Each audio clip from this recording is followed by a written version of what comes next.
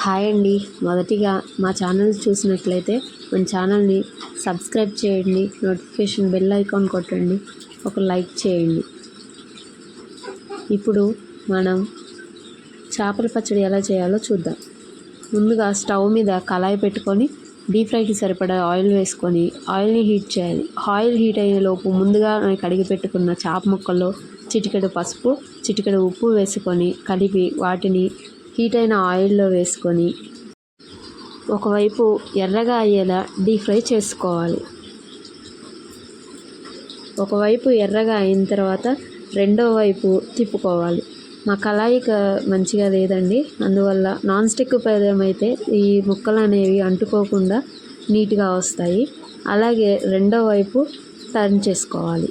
Turn చేసుకొని వాటిని కూడా అటు ఇటు రెండు వైపులా ముక్కల్ని ఎర్రగా అయ్యేలా డీప్ ఫ్రై చేసుకోవాలి.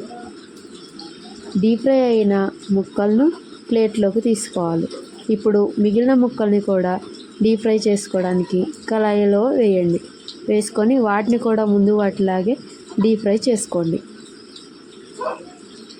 డీప్ ఫ్రై చేసిన ముక్కల్ని వాటిని కూడా ప్లేట్లోకి తీసుకొని ఇప్పుడు ఆ ముక్కల్ని కొద్దిగా చల్లబడే వరకు ఉంచండి. తర్వాత అదే ఆయిల్లో 2 టేబుల్ స్పూన్ల అల్లం వెల్లుల్లి పేస్ట్ని వేసి పచ్చితనం పోయేంత వరకు దోరగా వేయించుకోవాలి.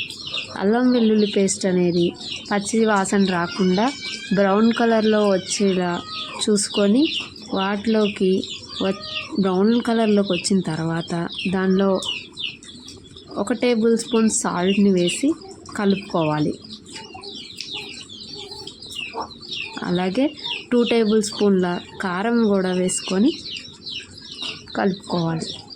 దీనిలో 1/2 టీ స్పూన్ జీలకర్ర పొడి, 1 టీ స్పూన్ పొడి మసాలా వేసి కలుపుకోవాలి. దీనిని కూడా కొద్దిగా వేయించుకొని మసాలా మొత్తం ఆయిల్లో మంచిగా వేగిన తర్వాత మనం ముందుగానే డీప్ ఫ్రై చేసిన ఫిష్ ముక్కల్ని దాంట్లో వేసుకొని కలుపుకోవాలి. ముక్కలకి ఆయిల్ మొత్తానికి పట్టేలా చూసుకొని ఆయిల్ మొత్తం పట్టిన తర్వాత స్టవ్ ఆఫ్ చేసుకోవాలి. స్టవ్ ఆఫ్ చేసుకున్న తర్వాత అరగంట సేపు వాటిని చల్లారనిచ్చాలి. ఒక నిమ్మకాయ ముక్క బద్దని దాన్ని మొత్తం పిండుకుంటే చేపల పచ్చడి రెడీ అయిపోయినట్లే. సబ్స్క్రైబ్.